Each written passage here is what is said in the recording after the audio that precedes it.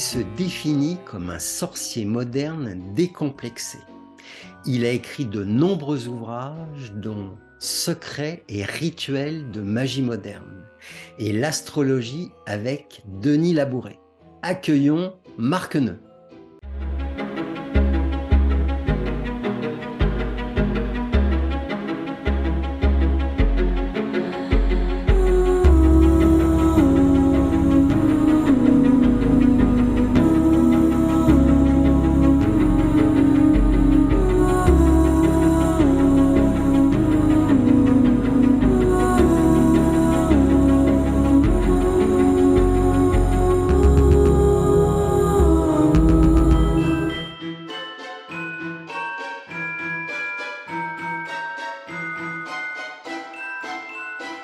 Bonjour Marc Neu, merci d'être en ligne. Tu as entendu cette petite présentation succincte que j'ai faite. Est-ce que tu peux ajouter un certain nombre de choses afin de te présenter au public? Alors bonjour à tous. Alors effectivement, Marc Neu, je suis un petit peu un bricoleur de l'ésotérisme. Comme j'aime le dire souvent, ça fait un petit moment que je suis ce chemin, mais je suis un explorateur. J'aime beaucoup découvrir, continuer le chemin. Je considère qu'on n'est jamais arrivé au bout et qu'il y a toujours des choses à découvrir. Paradoxalement, j'aime bien aller de l'avant en retournant en arrière, ce qui fait que je découvre souvent des choses nouvelles dans des ouvrages anciens ou des auteurs anciens, des références anciennes qui peuvent avoir parfois plusieurs milliers d'années justement, qui jalonnent comme ça mon chemin, souvent un petit peu par hasard, le hasard des découvertes, le hasard des rencontres. Et c'est souvent en étudiant un contexte ancien, passé, une pensée qu'on n'a pas forcément comprise plus tôt, qu'on redécouvre et ça ouvre une nouvelle perspective, un nouveau champ d'exploration. Et ça, c'est, je pense, quelque chose qui me caractérise beaucoup. Je n'arrête pas et je n'arrêterai jamais de chercher. Je ne considérerai jamais que, on va dire que ma forme de magie, ma forme de pratique sera aboutie, puisque chaque fois que j'enseigne, je le précise, je n'ai jamais terminé. Et ce que vous apprenez aujourd'hui sera peut-être dépassé dans 2 ans. On sera allé plus loin parce que justement, je continue à avancer, je me reposerai jamais sur mes lauriers. Voilà un petit peu ce que je pourrais dire de mon chemin. Pour toi, que représentent les énergies subtiles? Alors, une énergie subtile, c'est assez compliqué effectivement à définir. Moi, comme je disais, je me base souvent sur la vision des anciens que j'aime bien un petit peu réadapter au goût du jour. Je fonctionne assez comme avec une méthode, on va dire, plutôt platonicienne, ce qui fait que je pense qu'on ne peut pas percevoir l'archétype d'une notion directement par nos sens. C'est quasi impossible de par notre corps et nos sens limités, ce qui fait que du coup, on va fonctionner beaucoup par forme d'allégories, des contes, des comparaisons, des métaphores. Et pour moi, une énergie subtile, c'est quelque chose entre une pile, on va dire, qui fonctionne de manière quantitative, c'est-à-dire qu'on a une énergie qui fonctionne par sa puissance, la force dont on va disposer, mais aussi par sa qualité. Et là, on est plutôt sur une notion extrêmement subtile. C'est un petit peu le mode d'emploi qui va accompagner l'énergie. Et ça, ce sont des notions qui s'affrontent un petit peu depuis longtemps à travers Aristote et Platon, justement. Ce qui fait que, pour moi, une énergie subtile, c'est donc un petit peu comme une étoile qu'on va cueillir dans le ciel et qu'on va incarner dans la matière, qu'on va retrouver sur Terre. Et cette étoile, pour l'accueillir et qu'elle va la faire descendre, eh bien, elle va parcourir tout un cheminement par différentes strates, différentes densités, pour se retrouver justement dans une position où elle est perceptible à nos sens. Et c'est justement le passage dans ces différentes strates, ces différentes densités que les anciens vont avoir catégorisées à travers l'image des planètes qu'on voit dans le ciel. Eh bien, elles vont garder, cette énergie va garder une mémoire de chaque strate qu'elle aura traversée et va donner du coup un corps fini, une fois, on va dire, atterri sur notre Terre. Et c'est cette mémoire qui va définir ensuite ce qu'elle est. Et tout ce qui va se passer ensuite va être conditionné par ces différentes matrices qui auront été incarnées sur ces strates. Et ces matrices vont entrer en résonance avec notre environnement et qui va du coup conditionner un petit peu ce qu'on va faire. J'entends matrice, strate, planète. Est-ce que ce sont des choses qui sont liées ou est-ce que ce sont des choses qui sont complètement différentes? Alors, ce sont des choses qui sont à la fois liées, à la fois différentes. Tout dépend à chaque fois du point de vue qu'on va avoir. En fait, les anciens n'ont rien inventé. Ils ont observé la nature, ils ont observé le monde et la manière dont il se structurait et ils en ont déduit un modèle qui fonctionne et qui fonctionne encore très bien aujourd'hui. De là, on a déduit différentes sciences qu'on va appeler les sciences hermétiques derrière, qui ont ensuite façonné nos sciences modernes. Mais grosso modo, c'est comme si une âme immortelle naissait des étoiles, bien au-delà de notre espace visible, et justement s'incarnait du plus subtil au plus grossier. Et en passant par cette strate, eh bien, il fallait trouver une comparaison, trouver un nom, quelque chose où qu'on puisse comparer avec quelque chose qu'on connaît. Et les anciens, justement, considéraient que la matière, en fait, est une forme d'énergie engrammée, codifiée dans la matière. C'est la matière qui a été en fait informée. Hein, on lui a donné une forme, c'est ça l'origine du terme informé. C'est-à-dire qu'on a donné une forme à l'énergie. Eh bien, cette forme, elle est passée par ces strates et ces différentes strates, elles ont été représentées symboliquement par les 7 planètes visibles. Saturne, Jupiter, Mars, Soleil, Vénus, Mercure et la Lune, et ils les ont classés dans un ordre tel qu'on le voit dans la nature, c'est-à-dire que de la plus lente à la plus rapide, hein, Saturne étant la plus lente, la Lune étant la plus rapide, eh bien la première strate que va traverser la matière vierge de tout conditionnement, eh bien ça va être du coup le passage dans cette strate saturnienne où elle va acquérir différentes fonctions, différentes notions, différentes propriétés, pour ensuite passer sur la strate jupitérienne, où elle va acquérir d'autres choses, etc., jusqu'à finir chez nous, où du coup, la matière va être considérée comme emprisonnée dans la matière. Et en fait, la matière telle que nous, on va la voir, ne va être que le représentant de ce qui la constitue. C'est-à-dire que si je dis que le soleil, je le vois comme une boule de feu, eh bien, c'est parce que le soleil représente en partie l'énergie du feu, mais l'archétype du feu. Ce n'est pas que le feu tel que nous on le perçoit. Le feu tel que nous on le perçoit, celui qui nous brûle, eh bien, cette brûlure, c'est une propriété de l'archétype, de l'idée avec un grand I, de ce qu'est le feu, la chaleur. Et le soleil, du coup, il est dans le ciel, il est d'au-delà de nos sens. Donc, du coup, les anciens considéraient que ce qui est visible dans le ciel est quelque chose qui est libéré de la matière et donc où le divin peut s'exprimer sans les contraintes de la matière. Ce qui fait que quand on voit par exemple Saturne qui passe dans un signe ou dans un autre, eh bien ça nous indique que à ce moment-là, l'énergie qui est déployée dans l'univers ou qui va descendre en s'incarnant va être matricée de cette manière et va garder du coup la mémoire en descendant. Ce qui fait que quand Saturne va ensuite se mettre en mouvement, il va continuer son mouvement. Hein. Le ciel ne s'est pas arrêté de tourner parce que quelqu'un est né. Donc il va continuer son mouvement et ce mouvement va en fait faire une résonance entre la matrice qui vient de s'incarner et la matrice saturnienne, telle qu'elle continue à se mouvoir dans le ciel. Et quand quelque chose va coïncider, quand les deux vont entrer en résonance, eh bien, il va se passer quelque chose dans la vie de la personne, par exemple, en lien avec la nature de ce qui est révélé par cette matrice saturnienne. Il y a juste une distinction qu'il faut faire, c'est que la matière montre ce qu'elle est, mais la matière n'est pas fondamentalement que ça. C'est-à-dire que si Saturne demain disparaissait, explosait comme ça par l'intervention de je ne sais quelle force, ce qu'elle représente continuerait d'exister. Ce n'est que l'indicateur, le symptôme, quelque chose qu'on verrait qui n'existerait plus. C'est un petit peu comme la comparaison entre le temps et l'horloge. Quand il est midi, vous arrêtez, vous allez manger. C'est pas parce qu'une horloge vous dit à les manger que vous allez le faire. C'est parce que le temps est réglé comme ça et l'horloge, les aiguilles ne sont que le révélateur de ce qu'est le temps.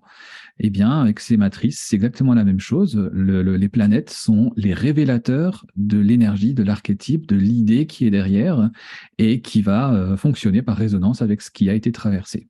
Est-ce que la magie est forcément associée à l'astrologie? Alors, la magie n'est pas forcément associée. Par contre, c'est un modèle du monde tel que les anciens le concevaient, du moins en Occident, hein, par chez nous. Hein, ça vient des Romains, des Grecs. Qui fait que ça explique beaucoup de choses et en fait beaucoup de notre magie moderne découle de ce modèle du monde. C'est pour ça qu'il est important de le connaître sans pour autant forcément se dire astrologue. Hein. C'est que on a mis des mots dessus et quand on parle de matrice saturnienne, c'est simplement une manière de dire les choses, de catégoriser les choses.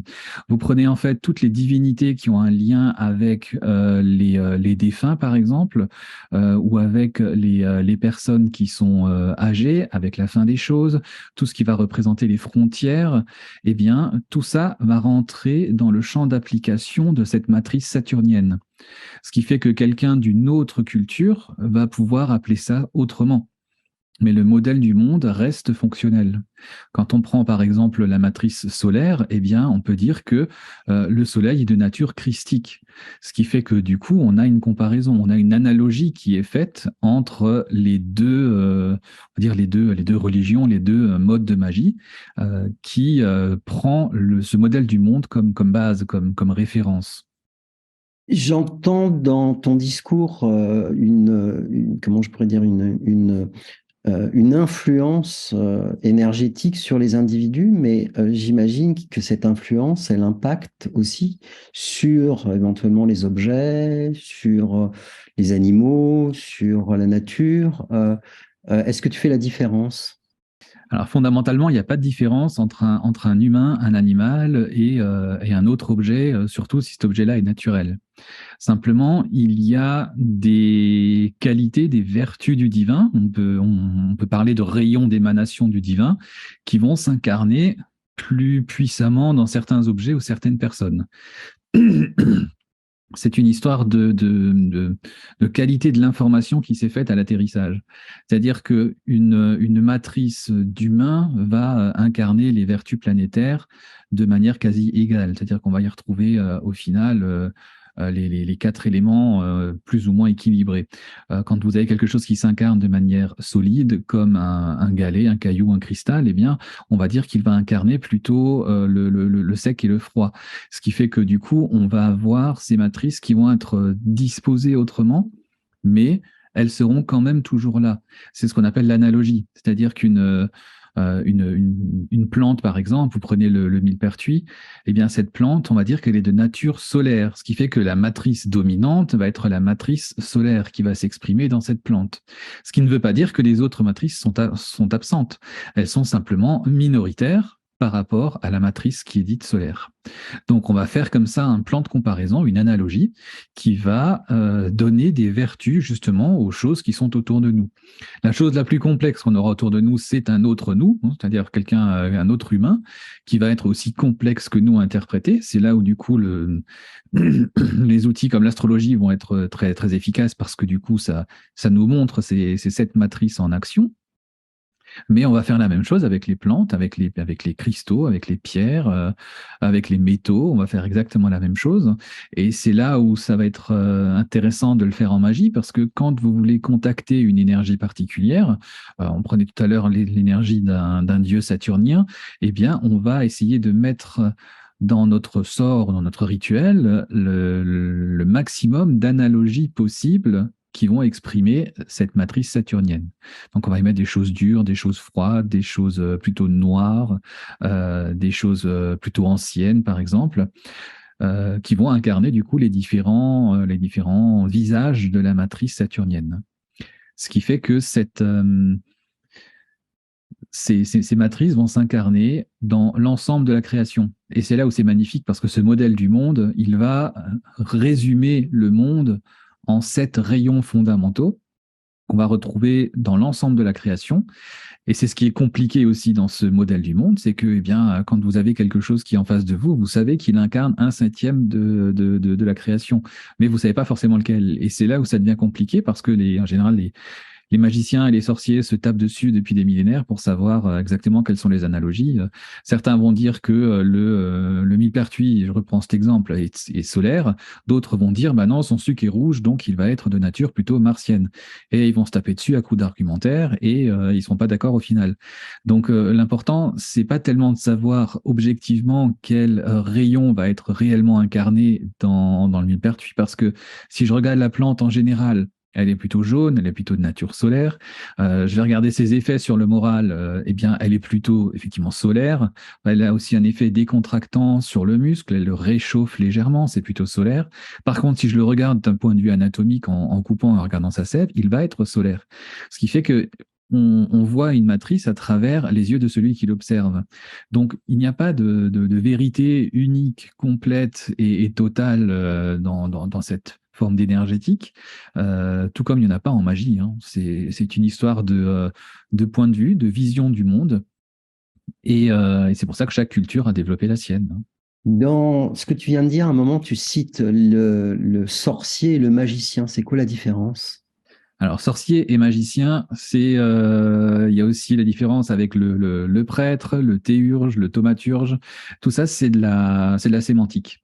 C'est de nouveau, selon le point de vue, ça va être des choses complètement différentes. En fait, fondamentalement, c'est la même chose, même si on va me taper dessus en disant ça, mais fondamentalement, c'est la même chose. Moi, j'ai l'habitude de me caractériser comme sorcier parce qu'on m'appelle comme ça depuis que je suis tout petit. Hein. J'allais dans la forêt, je cueillais des plantes, je faisais des potions qui n'avaient de vertu que celles que je leur voulais, hein, parce que à 12 ans, j'écrasais des plantes et j'imaginais que c'était des potions, mais depuis tout petit, on m'appelle le sorcier, donc j'ai gardé cette appellation. Maintenant, dans l'appellation courante, le sorcier, c'est celui qui fait du mal, qui jette des mauvais sorts, en fait. Le mage, c'est celui qui est plus un petit peu l'élite de la magie. Le théurge, c'est celui qui va pratiquer une forme de haute magie. Hein. De nouveau, on a une comparaison entre le haut et le bas, en fait. Quelque chose qui serait noble et quelque chose qui serait pas noble. Donc, tout ça, c'est de la sémantique, en fait. Donc, si on prend le sorcier, par exemple, le sorcier, d'un point de vue sémantique, c'est celui justement qui jette des sorts. Mais à nouveau, jeter un sort, ça peut être à la fois bien et mauvais. Et même là, bien et mauvais, c'est de nouveau une vision manichéenne, hein, souvent véhiculée par le judéo-christianisme, où on nous dit, ouais, ça doit être blanc, ça doit être noir, il n'y a pas de gris. C'est soit de bien, soit de mal, soit de bon, soit de mauvais, c'est le diable ou c'est Dieu. C'est la vision classique, moderne, on connaît maintenant. Mais celui qui jette un sort, en fait, il faut le comprendre, le sort, c'est une des possibilités offertes par le destin. C'est-à-dire que on voyait le destin comme étant une arborescence de possibilités, eh bien, le sort, c'est la branche principale qui va être suivie par la personne qui pratique. Ce qui fait que quand on dit je vais jeter un sort, c'est simplement de déterminer dans toute l'arborescence des possibles, voilà la destination et le chemin qui va être parcouru. Donc, quand on dit jeter ou lancer un sort, c'est simplement montrer le chemin à quelqu'un vers la destination qu'il a choisie. Et c'est pas forcément une connotation bonne ou mauvaise. Ça, c'est dans l'imagerie populaire. Ça, c'est véhiculé par les gens au pouvoir, soit au pouvoir religieux, soit politique. Ça dépend des époques qui ont été traversées. Mais sorcière, par exemple, si je retourne au Moyen Âge, hein, vous aviez en fait tout le monde a une image de l'Inquisition qui va brûler les sorcières au Moyen Âge. Il faut savoir que l'Inquisition a fait plus de mal à la Renaissance qu'au Moyen Âge et que les sorcières étaient considérées comme des personnes pas mauvaises, tout au plus elles étaient excentriques, considérées plutôt comme des guérisseuses vraiment que comme des représentantes d'une religion ou quoi que ce soit. Elles ne faisaient pas d'ombre à la religion catholique. C'est que vraiment où ça a dérapé à la fin du Moyen Âge, où là du coup effectivement la situation a complètement embrayé vers une catastrophe, mais à l'époque, les sorcières n'étaient pas considérées comme mauvaises. C'était guérisseuses, hein, tout au plus, comme dit, des gens plutôt excentriques, mais il n'y avait pas cette connotation négative. C'est devenu une insulte plus tard seulement. Et après, il y a le mage, hein, on va dire qu'il manipule des énergies supérieures, etc. Mais c'est comme de parler de couleurs de magie. J'entends tout le temps ça, mais ça, c'est de la magie noire, ça, c'est de la magie blanche, ça, c'est de la magie rouge, ça, c'est de la magie verte, ça, c'est de la magie brune, ça, c'est de la magie de la terre. La magie, fondamentalement, n'a pas de couleur. C'est la personne qui pratique qui va déterminer la nature de l'action qu'il va faire. Imaginons quelqu'un qui va conjurer un démon, donc il va faire venir un démon pour aller soigner quelqu'un.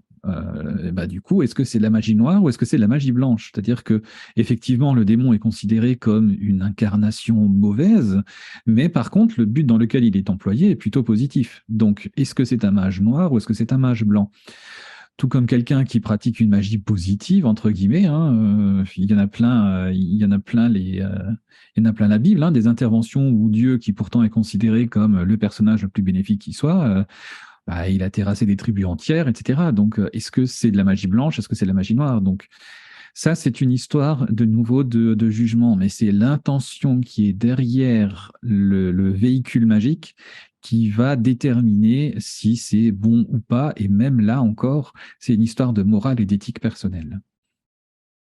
Merci beaucoup, Marc, pour ces précisions et tu m'ouvres le champ de la question suivante. C'est quoi l'intention?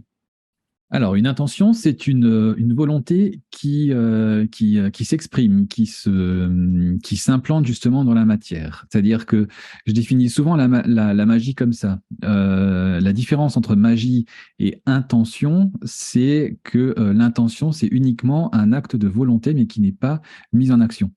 C'est-à-dire, je veux quelque chose, j'ai une intention, un but, mais par contre, qu'est-ce que je vais faire pour l'obtenir? Et c'est souvent ce qu'est-ce que je vais faire pour l'obtenir qui va déterminer la couleur et la nature de l'acte en lui-même. C'est-à-dire qu'il y a des buts qui peuvent être positifs en finalité, mais par contre, pour y arriver, on va utiliser des outils plus ou moins moraux. Donc, une intention, c'est quelque chose qui reste, c'est un but voulu, mais qui reste en suspens, voilà, où du coup la pierre n'a pas été posée, elle n'a pas été incarnée. Est-ce qu'en magie, il y a une hiérarchisation des énergies subtiles? Alors, effectivement, en magie, il y a une hiérarchisation des énergies subtiles qui sont faites. Par contre, ce sont des classements qui vont évoluer aussi dans l'histoire. La plus courante, c'est de parler de différentes strates de subtilité, c'est-à-dire entre le grossier, pas du coup en termes négatifs, hein, grossier étant plus proche de la matière, donc plus tangible, plus palpable, et le plus subtil, donc étant justement impalpable, qui va d'au-delà de nos sens. Et justement, il y a une hiérarchisation qui est faite comme ça. Par exemple, quand on parle des 4 éléments, hein, le feu, la terre, l'air et l'eau, eh bien, ce sont des énergies qui sont plutôt basses, plutôt grossières. Elles sont en dessous de ce qu'on appelle le monde lunaire, qui est la frontière entre le céleste et le terrestre. Ce qui fait que du coup, quand on parle des 4 éléments, généralement, c'est la première étape pour le magicien, le sorcier ou autre, puisque il va apprendre à utiliser les 4 éléments dans ses sorts, dans ses rituels, pour obtenir ce qu'il demande, pour justement canaliser cette intention dans l'acte. Et ça, c'est la première strate énergétique, on va dire. Ensuite, on va franchir une frontière qui est la frontière plus subtile du monde lunaire, où là, du coup, cette vibration lunaire, elle va faire vraiment la frontière entre le haut et le bas. La Lune, c'est l'astre qui va changer le plus souvent de forme et d'aspect et qui va le plus vite par rapport à tout ce qu'on connaît. Et donc, du coup, en moins d'un mois, elle aura fait tout le tour de la planète, en gros, hein. Elle aura, c'est un petit peu le gardien entre le haut et le bas.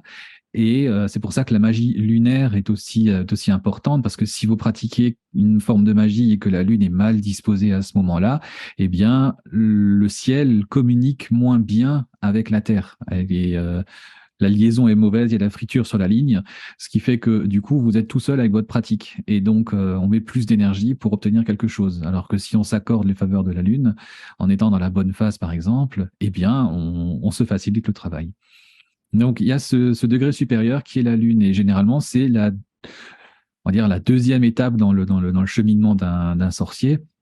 C'est d'apprendre à travailler avec la Lune, à faire la magie lunaire, avec les êtres lunaires. Et ensuite, on passe sur les autres énergies, les énergies plus hautes, dans le sens plus subtil, hein, pas plus noble toujours. On ne parle pas du tout là de hiérarchisation en termes de qualité. C'est vraiment, elles sont simplement plus subtiles. Donc là, on va voir les autres planètes. Ensuite, on va arriver jusqu'à Saturne et à partir de Saturne, on va basculer dans une nouvelle frontière. On va basculer dans l'incréé. C'est-à-dire que là, on n'est vraiment plus du tout perceptible. On est vraiment sur l'énergie. On parle là d'une divinité dans sa forme la plus éthérée, la plus pure. Après, il y a aussi une autre catégorisation qui peut se faire dans la partie, on va dire, démons, anges, archanges, intelligence supérieure, etc., qui peut se faire aussi. C'est une autre classification où du coup, on va dire qu'en fait, plus l'esprit va être proche de l'humain, proche de la matière, plus il va pouvoir répondre à nos demandes parce que directement connecté à nos sens. Ça, c'est une notion qui était beaucoup développée dans la Rome antique et qui a été reprise après en Grèce. Eh bien, c'est la notion du daimon. Donc, c'est le démon en fait, c'est le daimon qui s'est transformé en démon par la religion catholique pour pervertir cette idée et puis s'approprier du coup, on va dire la puissance de l'efficacité. Mais le daimon, c'est l'équivalent de l'ange gardien en fait. C'est celui qui est le plus proche de la personne et qui du coup est à son écoute et répond le plus facilement. Et c'est celui qui va faire un petit peu intercesseur entre les autres esprits, énergies et vous-même. Donc c'est quelque chose qui est vraiment très proche et qui ensuite peut communiquer avec des intelligences supérieures. Et Cornelius Agrippa disait que pour lui, la forme la plus haute, du coup, c'est l'intelligence, donc avec un grand I, hein, c'est un titre. C'est une forme d'énergie qu'on pourrait comparer un petit peu au séraphin, vraiment une irradiation divine tellement subtile que l'humain ne peut pas le percevoir et que c'est compliqué, c'est plus compliqué à canaliser que l'énergie d'un ange, par exemple, qui est d'une hiérarchie inférieure. Mais à nouveau, c'est pas une histoire de noblesse, c'est vraiment qu'une histoire d'être au plus près de la source de la magie, en fait. Ou au contraire, d'être au plus éloigné, mais du coup au plus proche de la matière. Dans ton ouvrage Rituels et secrets de magie moderne, tu expliques comment protéger, par exemple, je sais pas, un cristal ou un objet que l'on aurait consacré avec de la soie ou en le mettant dans le plastique. Est-ce à dire qu'il y a certaines matières qui empêchent de faire passer les énergies? C'est de nouveau une histoire d'incarnation des matrices. C'est-à-dire qu'en fait, vous avez des matières qui sont plus sensibles de par leur nature à certaines matrices et moins sensibles à d'autres énergies. Si on prend une matière comme la soie, par exemple, elle a comme propriété naturelle d'être totalement isolante, énergétiquement parlant. Ce qui fait que tout ce que vous allez emballer dans la soie, elle va être isolée du monde extérieur et va fonctionner comme en autonomie, en autarcie. Tout ce qui est à l'intérieur de la soie va fonctionner comme un monde individuel sans interférence extérieure.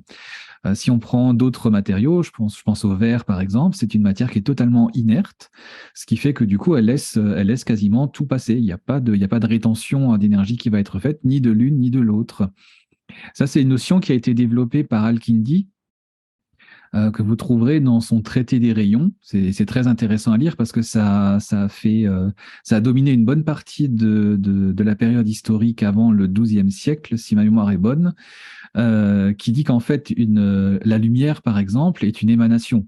On la voit, il y a un rayon visible qu'on voit, mais chaque chose émane également d'un rayon, et ce rayon, il y a une partie qui est visible et une partie qui est invisible. C'est-à-dire que la matière ne va pas l'arrêter, elle va pouvoir continuer et être porteuse du sens. Si je devais transférer ça sur une notion plus moderne, on pourrait parler par exemple de matière et d'onde scalaire, où du coup l'onde scalaire va porter une information en plus de porter sa qualité physique. Et en fait, certaines matières vont être plus ou moins sensibles à cette deuxième partie de l'énergie, qui va être l'énergie vraiment invisible pour le coup, imperceptible, et vont soit l'arrêter, soit au contraire, justement, l'engrammer, l'emmagasiner, et c'est comme ça qu'on va construire, par exemple, des talismans. Certaines matières, comme les métaux, sont particulièrement sensibles à certaines énergies, et elles vont garder en elles cette partie, cette fréquence propre de cette énergie qu'ils vont absorber. On prend souvent comme exemple l'or. L'or, c'est le métal solaire par excellence, ce qui fait que quand vous utilisez, vous faites fondre de l'or, eh bien, au moment où l'or va se resolidifier, eh bien, il va capturer l'énergie solaire ambiante. Donc, il va être en résonance avec la matrice du Soleil en ce moment. Donc, si vous prenez par exemple plein milieu de l'été, vous allez avoir le Soleil qui va être en Lion, et bien du coup, vous allez avoir le Soleil qui va être puissant. Si vous également, vous êtes du signe du Lion ou ascendant Lion, ou que le Lion est un signe qui est puissant pour vous, le fait de faire fondre de l'or à ce moment-là et de le faire solidifier pile au moment où le Soleil est en bonne configuration, eh bien, l'or va piéger cette énergie et va continuer à vibrer cette énergie comme si vous l'aviez programmée. Et va continuer du coup à rayonner de cette énergie solaire particulière. Et donc, c'est ce qu'on va appeler un talisman qui va agir sur vous comme étant un émetteur-récepteur qui va vous brancher sur la fréquence particulière du Soleil de ce moment-là. Ce qui fait que quand vous le portez, eh bien, votre matrice solaire personnelle va se mettre en résonance avec cette matrice artificielle et ne va plus euh, entrer en résonance avec la matrice naturelle du Soleil en question. Ce qui fait que quand le Soleil va se trouver en mauvaise condition, ça veut dire que normalement, votre matrice devrait être affectée, devrait être au ras des chaussettes. Et comme vous portez un talisman solaire, eh bien, ça n'arrivera pas puisque cette résonance va être prioritaire. Celle que vous aurez fabriquée va être prioritaire à celle naturelle. Ce qui fait qu'effectivement, il y a des matériaux qui emmagasinent l'énergie plus facilement que d'autres. Il y en a une qui est universelle, ça va être la cire d'abeille. C'est pour ça que vous la trouvez dans beaucoup de recettes, notamment des recettes au Moyen-Âge. C'était pas beaucoup utilisé parce que c'était rare et cher, mais par contre, c'est une des matières qui est universelle et avec lesquelles on fait beaucoup de talismans, effectivement. Par 2 ou 3 fois dans ton ouvrage, tu cites la couleur de votre demande et ça m'intrigue beaucoup. Alors, cette histoire de couleur en lien avec votre intention, c'est une étape qui a été sautée, c'est-à-dire que quand vous préparez un sort, l'une des premières choses à faire, c'est de savoir sous quelle analogie vous allez vous placer. Dans cette vision du monde, il y a 7 analogies possibles. Quand on part sur un plan planétaire, donc sur les énergies subtiles et célestes, on peut aussi prendre comme analogie les éléments, c'est-à-dire que je vais faire un sort qui va plus être en lien avec l'énergie de l'eau, qui peut ne rien avoir à voir avec l'eau en tant que représentant de l'eau, hein. Quand on fait par exemple une vision, une divination dans un miroir classique, un miroir d'argent, j'entends, pas un miroir noir, eh bien c'est un sort d'eau, puisque le miroir va être symboliquement attribué à l'énergie, à l'élément eau. Quand on parle du coup de couleur, c'est qu'on va attribuer un sort ou une intention à une des 7 planètes qui ont en analogie une couleur précise. Donc Saturne, ça va être le noir, Jupiter, ça va être soit le bleu outre-mer, soit le violet, Mars, ça va être le rouge, mais le rouge, plutôt le rouge sang, hein, vraiment écarlate, hein, un petit peu comme l'arrière du mur qui est derrière toi. Ça, c'est un rouge très martien. Ensuite, on va avoir le Soleil qui est vraiment jaune or. On va avoir Vénus qui va être vert, un beau vert de printemps, l'énergie qui revient à la vie, hein, comme les bourgeons des feuilles. On va avoir Mercure qui va avoir soit du gris, soit des camailleux de couleurs, parce que Mercure est très changeant, c'est la planète la plus instable, la plus changeante, la plus métamorphe. Donc du coup, elle va avoir souvent des camailleux de couleurs. La Lune, ça va être soit le blanc, soit le très légèrement rosé. Parfois, certains lui disent du gris très clair, presque blanc. Donc ce qui fait que quand on prépare un sort, on commence par déterminer l'analogie principale sous laquelle on se place. Et là, c'est toute divinité confondue, hein. Je peux préparer un sort à la Lune en tant que telle, à l'intelligence de la Lune, aux anges de la Lune. Je peux faire un sort à Séléné, la divinité de la Lune. Peu importe, je vais du coup choisir une divinité, mais qui est d'analogie lunaire. Et donc là, du coup, tout le sort va être plutôt lié justement à cette couleur plutôt blanche ou alors très légèrement rosée. Donc, en fonction de ça, je peux déterminer, eh bien, par exemple, la nappe de l'autel, si je prends l'analogie lunaire, va être plutôt une nappe blanche. Les bougies seront plutôt blanches. Alors que si je me place sur une matrice martienne, eh bien, elles seront plutôt rouges. Et c'est dans ce sens-là où la couleur va avoir une intention, une importance puisqu'elle va rentrer en résonance avec une analogie planétaire et donc déjà diriger l'intention sans même avoir fait quoi que ce soit. On va déjà matérialiser, parce que c'est ça le but de l'hôtel en fait, hein, c'est de matérialiser à l'extérieur de soi quelque chose qui se passe à l'intérieur. Donc je mets des objets rouges, eh bien ça veut dire en gros je vais réveiller une image divine en moi qui est de nature rouge, de nature martienne. Je vais recopier une matrice dans la matière.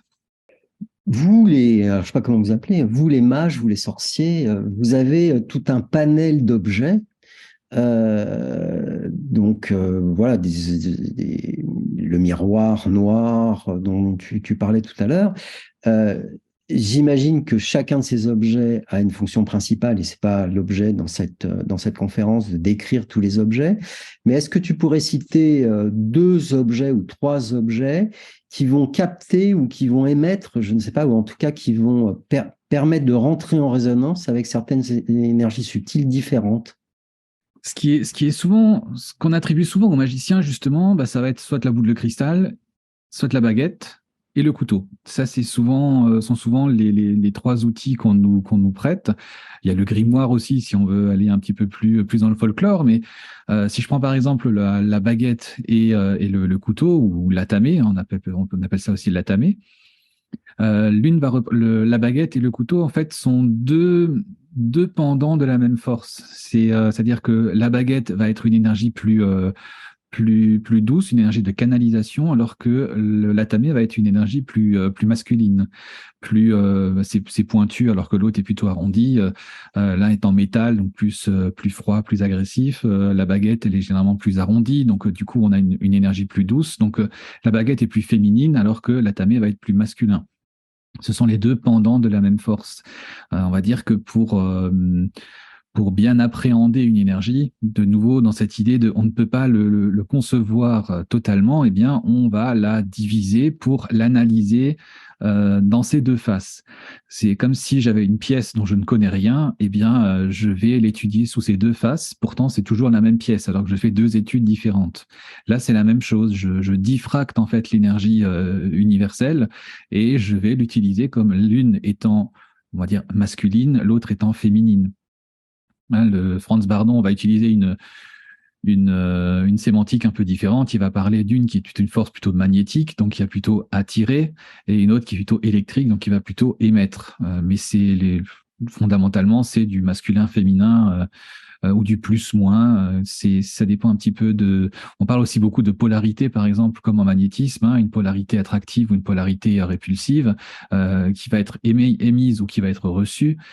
C'est la même chose, en fait. Nos outils vont servir à représenter les forces, souvent en les diffractant. C'est ce qui se passe avec les éléments aussi, hein. On les représente souvent sur l'autel, justement, pour matérialiser l'entièreté de la force. C'est-à-dire les quatre éléments sont les quatre visages de la force unique, mais de la manière dont je vais pouvoir les percevoir moi avec mes sens.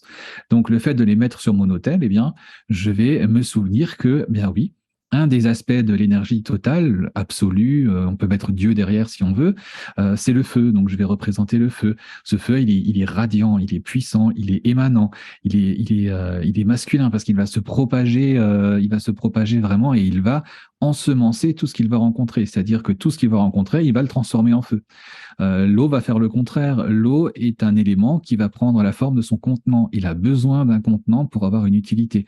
Donc du coup, c'est aussi une forme de l'énergie complète. L'air, c'est pareil, ça va être plus léger. Donc là, on va être plutôt dans la sphère des idées, des choses qui bougent, qui changent. Donc on est dans cette notion d'avancer, d'évoluer, de bouger. Voilà, on acquiert le mouvement. Et la Terre, c'est le contraire. Bah, du coup, la Terre, là où vous la posez, elle va rester, hein. Donc, du coup, elle est dense, elle est compacte, elle est immobile. Et c'est en réunissant ces quatre aspects de la divinité que, du coup, je vais prendre à peu près conscience de ce que peut être la divinité. C'est comme ça que ça fonctionne. Et les outils, après, on va pouvoir les développer et les complexifier de plus en plus, hein. Et c'est pour ça que quand vous travaillez dans des coven ou dans des loges, eh bien, vous avez des études qui sont faites sur les outils en particulier, toujours pour essayer de montrer aux autres comment est-ce que cette personne-là eh bien perçoit la tamée, la baguette ou ce genre de choses, pour essayer de développer l'idée globale de ce que peut être l'absolu, cette force unique. J'ai l'impression qu'il y a à la fois une diffraction, une séparation des différentes vertus émanant de ces matrices et en même temps une recomposition pour lui donner peut-être plus d'effet ou plus de force au sort, puisqu'on dépasse cette notion d'intention, on va vers l'action. Alors effectivement, la magie, ça va être un aller-retour entre l'extérieur et l'intérieur. Et c'est la même chose qui va se produire en alchimie, puisque on va faire exactement la même chose. On va décomposer quelque chose, le comprendre intellectuellement, et cette compréhension intellectuelle va faire que petit à petit, les pièces d'un puzzle vont s'assembler. Faire de la magie, c'est reconstituer un puzzle, mais sans avoir l'image finale. C'est-à-dire que du coup, j'ai des pièces, mais qu'est-ce que je vais en faire? La magie, c'est arriver à éveiller en soi une image divine dont je n'ai pas conscience jusqu'à maintenant. Et ça ne peut pas se faire par un processus mental pur. On ne peut pas éveiller quelque chose avec les yeux bandés. Donc, je suis obligé, pour comprendre ce que je veux éveiller en moi, je suis obligé de le voir par l'extérieur et de voir sous ses différents aspects. C'est comme de dire une statue est moche, alors qu'en fait, je l'ai vue de dos et je me retourne et c'est toujours la même statue, mais vue de face, elle est magnifique. C'est exactement la même chose qui va se passer. C'est-à-dire, je vais faire une projection extérieure, je vais voir ça, je vais la comprendre intellectuellement, ça va éveiller quelque chose en moi. Je vais faire la même chose avec un autre aspect de cette force, ça va de nouveau être éveillé intellectuellement, puis être éveillé d'un point de vue, on va dire, énergétique, hein, en conscience. Et c'est en faisant cet aller-retour permanent qu'à un moment donné, j'ai une image, souvent c'est une fulgurance, hein, vraiment une compréhension intime de la force que j'ai invoquée, qui va du coup faire que le rituel est terminé, hein. J'ai eu cette fulgurance, j'ai eu cet instant de grâce où j'ai contacté, j'ai éveillé en moi la force que j'ai cherché à contacter. C'est-à-dire que j'ai eu cette résonance entre la matrice extérieure et ma matrice interne. À un moment dans ton ouvrage, tu dis tout ce qui vit doit être nommé. Est-ce que tu peux préciser? Est-ce que ça donne, ça appelle des énergies en particulier? Quel est le lien éventuel ou pas avec les énergies subtiles? Alors effectivement, tout ce qui vit doit être nommé parce que tout ce qui vit doit avoir une identité et cette identité, elle est notamment donnée par le nom. Il y a une notion importante qui circule dans les, on va dire, dans les cénacles magiques, c'est la notion de nom secret ou de nom de sorcier ou de nom de magicien.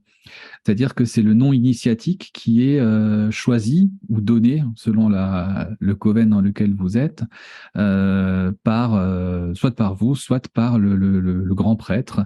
Et ce nom, en fait, c'est celui qui vous représente entre guillemets sur l'astral, sur le plan subtil. Et c'est la même chose qui se produit en fait sur la matière, c'est-à-dire que euh,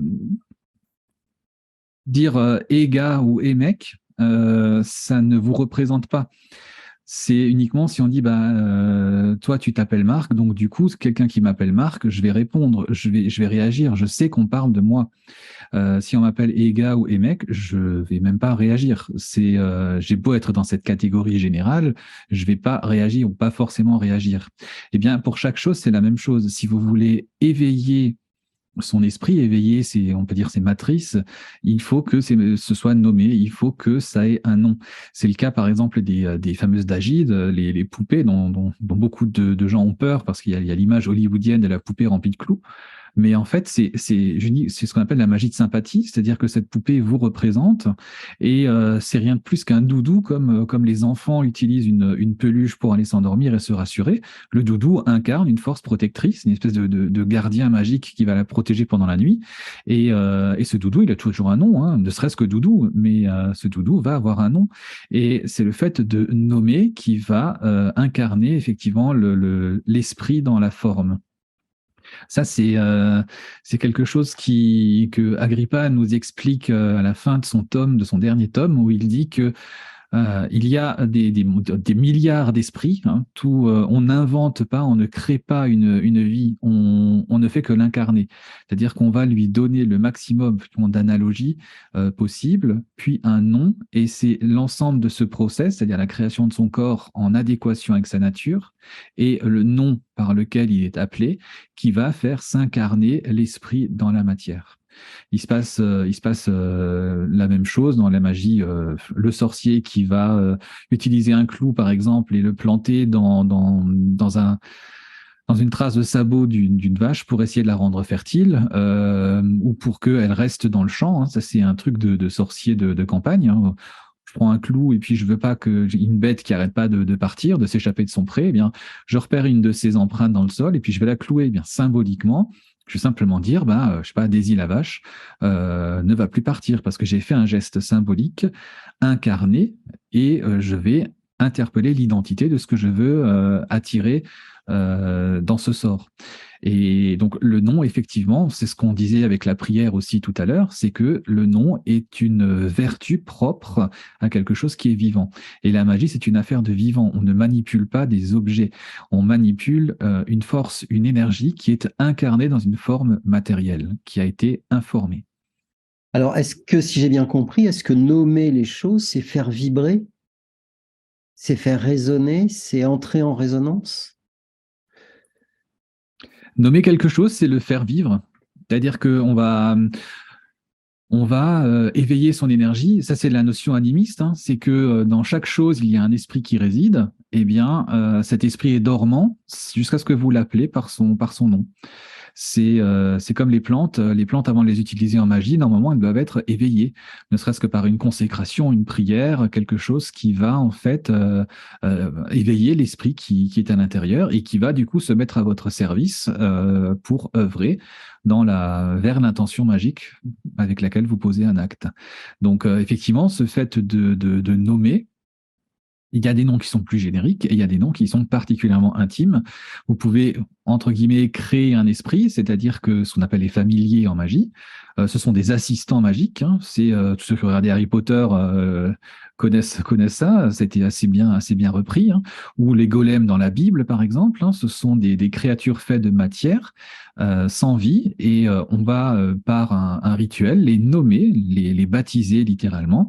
Et c'est l'invocation du nom qui va éveiller l'esprit, qui va vraiment l'attirer dans la matière et l'éveiller à la vie.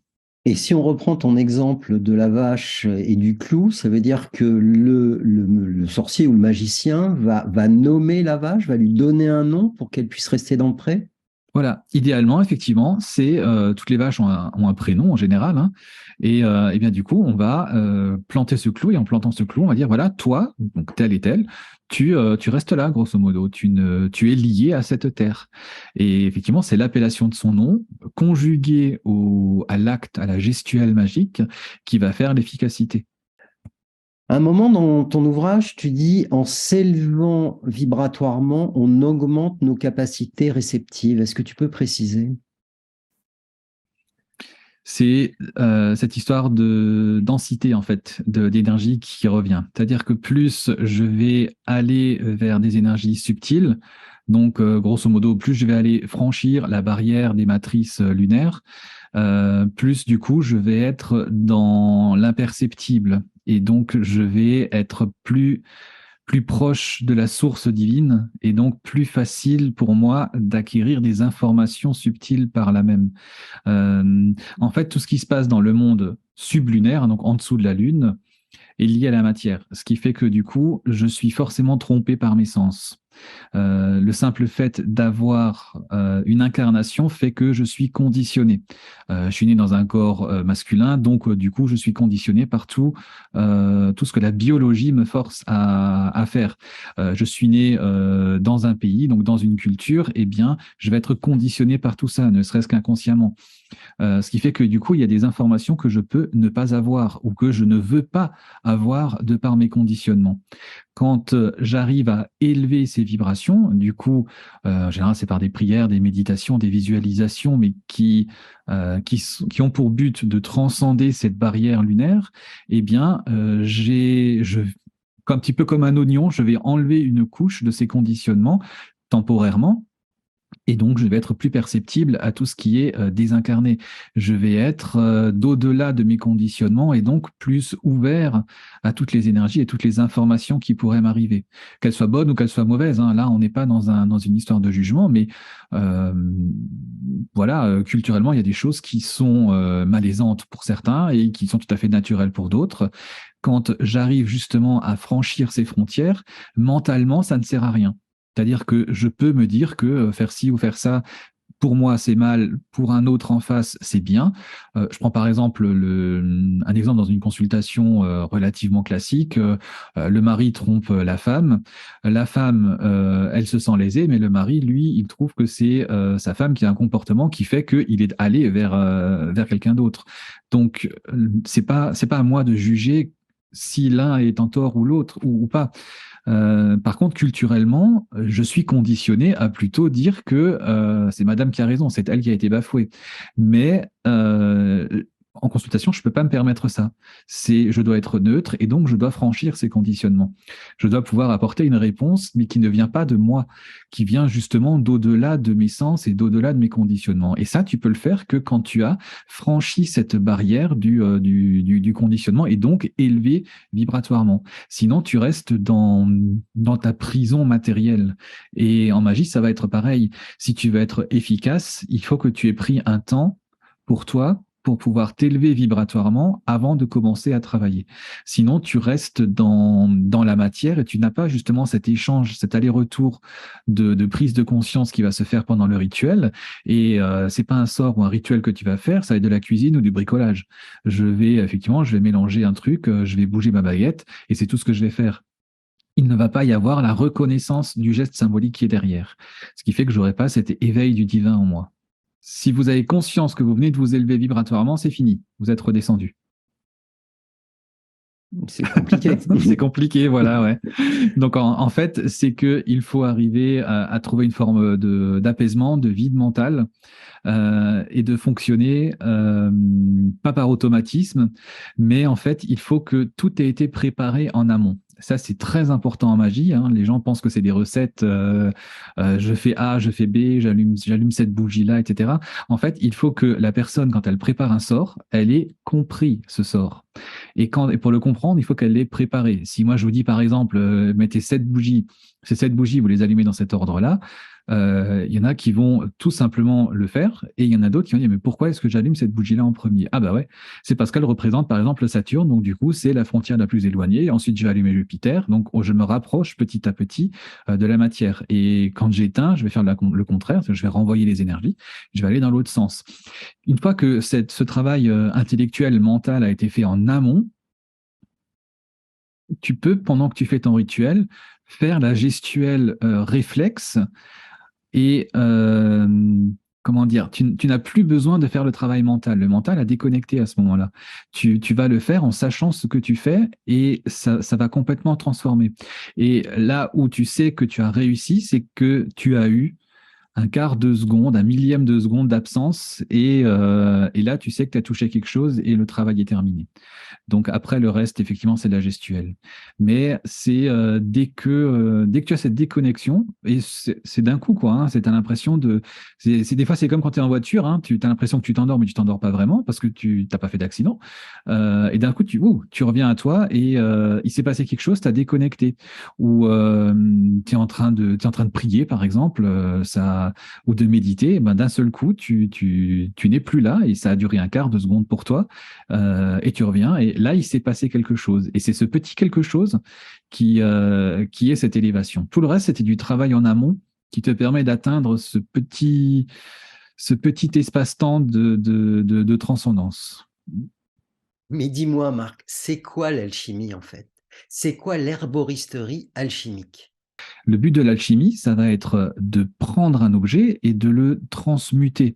Les gens comprennent toujours qu'on veut créer la pierre philosophale et ne plus vieillir ou guérir de toutes les maladies ou transformer le plomb en or pour avoir de l'or. Mais c'est le cheminement qui est intéressant dans ce process. Je dis souvent que un élixir alchimique est prêt, parce que c'est une question qu'on me pose souvent, parce que tu peux recommencer les mêmes opérations pendant longtemps, on me demande quand est-ce que c'est prêt? Et ben en fait, j'ai fait une réponse un jour et on m'a tapé dessus, mais c'était la réponse qu'il fallait. C'est ton élixir est prêt quand tu n'en as plus besoin. Ton cheminement est terminé, l'élixir est prêt. Parce que en alchimie, l'élixir, ce que tu fais subir à ton élixir, alors en l'occurrence végétal, c'est ce qui m'est le plus familier, ce que tu fais subir à ton élixir à l'extérieur, c'est ce qui se passe à l'intérieur de toi. Sauf que tu sors de ta sphère du mental et de ta petite conscience personnelle.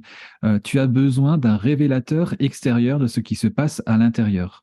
Et ça, c'est flagrant dans une des phases de la transformation, c'est quand l'élixir vire au rouge, c'est-à-dire il peut être vert, il peut être brun, il peut être jaune. À un moment donné, tu as une phase qui se produit, c'est un déclenchement qui va se faire en toi, et quand ce déclenchement est fait en toi, eh bien, la potion vire au rouge, littéralement, c'est-à-dire qu'elle change de couleur. Et ça, c'est dans le processus alchimique, mais tout simple, hein. Il n'y a pas besoin, les gens s'imaginent qu'il faut un laboratoire extraordinaire. Il vous faut 3 fois rien, c'est quelque chose qui est faisable dans la plus simple cuisine du plus démuni des célibataires. C'est vraiment très simple à faire avec le milieu végétal, hein. Avec le minéral, c'est plus compliqué, mais pour le végétal, c'est très simple à faire. Et effectivement, le processus alchimique, c'est de révéler l'esprit de la plante dans sa perfection. C'est-à-dire qu'on va lui retirer sa gange de matière et on va le réincarner littéralement dans un corps de gloire. Et c'est cette omniprésence de la matière qui permet ça, puisque quand l'élixir est prêt, toi aussi tu es prêt, puisque tu es à l'image de l'élixir que tu as fabriqué. Et l'élixir n'est terminé que quand toi tu as terminé ce processus. C'est pour ça que la première étape que j'essaye d'apprendre aux gens, c'est déjà de choisir sa plante, de pas partir sur une propriété physiologique parce que ça n'a aucun intérêt. C'est pas de dire j'ai du rhumatisme donc je vais prendre du saule par exemple ou de la reine des prés. Ça a pas de sens. Ça, c'est intellectuel. Par contre, j'adore les roses. J'avais des roses dans le jardin de ma grand-mère. J'ai un souvenir de ce parfum de rose qui est entêtant. Ça me met en joie à chaque fois que j'y pense. Eh bien, on va commencer effectivement un élixir en utilisant les pétales de rose. Si possible, des roses que je vais aller cueillir dans le jardin de la grand-mère, par exemple. Pour moi, c'est ça l'herboristerie énergétique. C'est effectivement cette reconnexion à la vie du végétal, hein, pas que à ses propriétés physico-chimiques. On dit souvent que l'herboriste, lui, il va voir effectivement la composition de la plante. Le chimiste, il va voir la composition purement chimique, les molécules qui vont être dedans, hein. L'herboriste, ça va être les propriétés médicinales. L'alchimiste, lui, il va voir la vie, quel aspect de la vie, quel rayon du divin va incarner cette plante. Et il va chercher dans son laboratoire à la fois en travaillant sur la matière et en priant. Ça, c'est très important. La prière dans le sens je dirais le plus noble, le plus universel. Ce qui fait qu'il va travailler sur lui, être dans un état de prière permanente, c'est-à-dire de connexion avec le divin permanent. Et en travaillant sa plante, en y mettant en plus de ses mains le feu divin qu'il va canaliser, eh bien, il va transcender la matière et par là même, il va se révéler comme étant transcendé lui-même. C'est pour moi ça, l'herboristerie énergétique. À t'écouter, il y a une reconnexion fondamentale, omniprésente aux éléments, à la matière, comme si le fait d'aller dans cette quête, alors je ne sais pas si c'est de la magie ou de la sorcellerie, mais nous permettait finalement de reprendre un peu du sens et de se reconnecter avec des éléments, peut-être avec des intentions, avec qu'est-ce que tu peux dire peut-être en filigrane et en même temps en synthèse de tout ce qu'on a pu dire pendant cette heure sur cette notion de reconnexion, s'il te plaît. Et tu l'as très bien formulé en parlant de quête du sens. C'est exactement ce qui représente pour moi l'essence de la magie, c'est de que chaque geste, chaque instant est un sens. Et ce sens, eh bien, effectivement, il s'acquiert pour moi par le travail interne, mais aussi par le travail externe. Donc, on parle souvent d'ancrage dans la nature. Quand je dis aux autres, connectez-vous à la nature, les gens me disent, ouais, bon, bah, j'habite en ville, qu'est-ce que tu veux que j'ai comme nature? Mais tu n'as pas besoin d'aller dans une forêt ou une clairière enchantée pour te connecter à la nature. Le simple fait de respirer de l'air, c'est déjà être en contact avec les éléments de l'air, avec les créatures mystiques de l'air, les sylphes. Prends déjà sens, prends déjà conscience de ça. Et tu te laves les mains, eh bien effectivement, c'est pas un geste anodin. Les anciens, déjà avant nous, se lavaient les mains avant d'aller prier, avant d'aller se présenter devant les dieux. Simplement se laver les mains avec de l'eau du robinet, ça reste de l'eau. Et quelle que soit sa composition physico-chimique, c'est l'élément eau qui te lave, qui te purifie. Et donc, c'est cette quête du sens permanent dans ce que tu fais. Il y a, je sais plus qui c'était, hein, j'ai plus la référence en tête, mais quelqu'un à qui on demandait combien de fois par jour est-ce qu'il faudrait prier, eh bien, il disait 1000 fois par jour est un bon début. Donc, en fait, ce qu'il voulait dire par là, c'est que la prière est un état d'être permanent. Et cette quête du sens, c'est la même chose. Chaque chose que tu fais doit être connecté au divin parce que le divin, c'est tout. C'est le divin, le monde tel qu'on le connaît n'est que le divin déployé. Et une fois que tu prends conscience de ça, Mazette, tu peux changer beaucoup de choses dans ta vie, hein. Donc en fait, c'est aussi simple à t'écouter. J'ai l'impression qu'il n'y a pas besoin d'avoir une connaissance ou une sorte de doctorat en hermétisme ou pour pouvoir revenir à une connexion aux éléments. C'est exactement ça. C'est pour ça que je fais pas de différence entre la sorcellerie et la magie et le mage. Parce qu'en fait, souvent, on va te dire que le sorcier, c'est celui qui va arpenter la campagne et qui salit les bottes sur les chemins de campagne, en gros, et qui sait pas ce qu'il fait, mais ça fonctionne. Et le mage, c'est celui qui fait et qui comprend ce qu'il fait. Les deux, en fait, font exactement la même chose, sauf que l'un le fait de manière un peu plus classe en costard-cravate et l'autre le fait avec des bottes en allant arpenter la nature. C'est exactement la même chose. L'un le fait en contactant les vrais, on dirait les représentants les plus naturels des choses, hein, les arbres, les plantes, la terre, la boue, les animaux, et l'autre va le faire plutôt dans sa sphère plus mentale, plus privée, un peu plus sélecte. Mais fondamentalement, c'est la même chose. C'est retrouver un sens à chaque chose qu'il fait, et quel que soit le moyen qui va être utilisé. Donc, c'est ça l'essence de la magie. D'accord. Ben, un grand merci pour cette heure et demie pratiquement de cours de magie. Tu nous as fait un immense cadeau.